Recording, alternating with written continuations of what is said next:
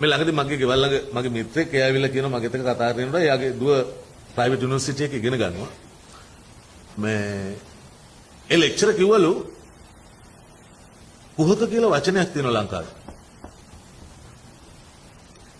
ඒ වචනේ ඉංග්‍රීසි භාෂාවේ නැහැ කියලා.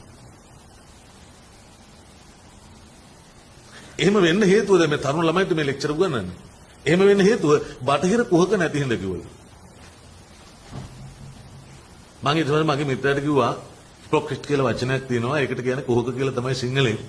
මුකුත් කරන්න ඕනේ. ඒ සුද්දන්ගේ ෆිල්ම්ස් දෙක තුනක් බැලුවා නම් ෆිල්ම් 4-5ක් බැලුවා නම් නවල්ස් දෙක තුනක් කියවුවා නම් ඒකෙත් ඔය හිපොක්‍රට්ස්ලා ඉන්නෝ කුහකයි ඉන්නෝ කියලා.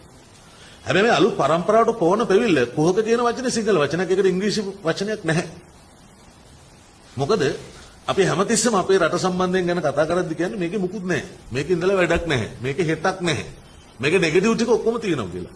මෙන්න මේ ඍණාත්මක සූක්ෂමාත්මතාවයට පුංචි වගේ ෂොට් එකක් එමිආර්ටි විසින් සපයනවා ડોક્ટર චන්ද්‍රිමා කියලා මට හිතෙනවා. අපේ මනුස්සකම් කොච්චරද කියනවනේ. අපේ සියලු සත්වෝ නිදුක්කත්වා කියන එක කොච්චරද කියලා කියනවනේ. අපේ ස්වයංස්පෝෂිතකම ෂෙයාරින්, බෙයාරින්, කෙයාරින් අපිට කොච්චර තියෙනවද කියලා කියනවනේ. සතෙකුට පවා විසකුරු සතෙකුට පවා අපි ආදරෙන් සලකන ඉතිහාසයක් මේක අර අතීතකාමයක් නෙමෙයි ඉතිහාසයක් අපි ළඟ තියෙනවා. අදටත් මේ ළඟදී අපේ ගෙදර බාසුනෑල වගේක් වැඩ කරද්දී නයි පැටියෙක් ඇවිල්ලා අපේ ගෙදර තියෙන කුඹුරක් අයින්. උඩ ඉන්න බාසුනෑගෙන දුවගෙන ඇවිල්ලා මරන්න එපා කියලා පෙට්ටියක් අරගෙන මෙයා අර කොස්සෙන් එහෙම දාගෙන හරි ආදරෙන් ගිහලා කුඹුරට දැම්මා. ඒ අත්උදව්කාරයෙක් මේසන් බාසුනෑලට. ඒ නූගතා කියන මිනිහගේ තියෙන හියුමන් එක